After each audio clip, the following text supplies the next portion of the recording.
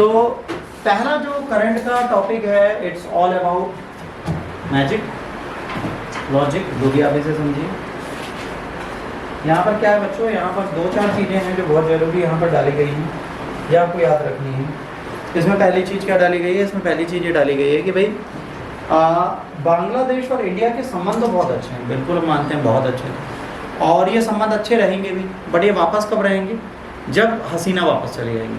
अब हसीना बहुत दिनों बाद तो मानी है और इंडिया आने की ठानी है और इंडिया में है, तो हसीना मान जाएगी के बाद कौन वापस देता है, कोई नहीं देता। अब शेख हसीना जब हमारे यहाँ आई थी तो वो आई थी तख्ता पलट के बाद, और नरेंद्र मोदी ने इनको दे दिया पॉलिटिकल रिफ्यूज़, और जब इन्हें पॉलिटिकल रिफ्यूज़ मिल चुका है, राजनीतिक शरण दे दी गई है, तो इनको वापस नहीं लिया जा सकता। इनके ऊपर वहाँ के कोर्ट में और इंटरनेशनल कोर्ट ने 45 लोगों पर गैर कानूनी गतिविधियों करने के खिलाफ मुकदमा डाला, तो इनको बांग्लादेश वापस मांग रहा है। तो बांग्लादेश ने कहा कि भारत से कहा कि शेख हसीना को वापस भेजो, तो हमने कहा, कह रहा नहीं भेजोगे तो परिणाम बुरे होंगे। तो भारत ने ठीक ले जाओ, कोई दिक्कत नहीं, हमें क्या समस्या। कह रहे वो जो 2 करोड़ शरणार्थी आए थे ना 1970s में, उनको वापस ले जाओ। कह रहे वो हम क्यों रखें भाई, हमने सिटीजनशिप अमेंडमेंट एक्ट बनाया, इसके तहत हम कोशिश कर रहे हैं कि भाई हम इनको डिटेंशन कैंप में डालें, इनको सुधारें, सब करें।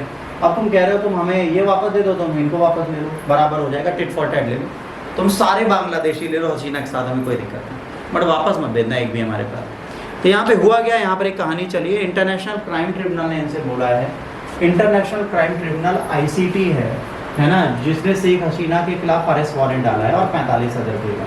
These warrant are their connection allied crimes against humanity, जो जुलाई से अगस्त 2024 में हुए, जिससे शेख हसीना की सरकार गिर गई।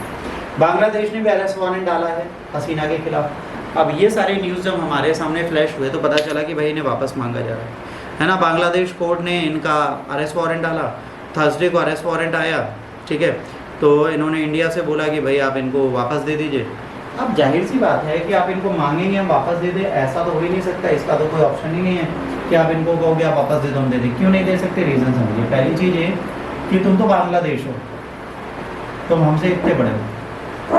जब हम दलाई लामा जैसे बंदे को चाइना को वापस नहीं दिए इतनी लड़ाई के बाद, तो तुम शेख हसीना हमसे कैसे ले लो भाई। जब दलाई लामा 1959 के बाद हमारे पास आए थे तो हमने इनको वापस नहीं दिया, 1962 की लड़ाई कर ली, और चाइना हमारे आगे इतना बड़ा है, हम इतने बड़े, और बांग्लादेश हमारे आगे इतना बड़ा है। तो हम काहे को भाई तुम्हें शेख हसीना वापस देंगे। अगर उन्होंने पॉलिटिकल रिफ्यूज़ दिया है तो इसका मतलब उन्होंने क्लियर कट पॉलिटिकल रिफ्यूज़ दिया, और किसी को पॉलिटिकल रिफ्यूज़ देने के बाद हम कभी भी वापस नहीं देते।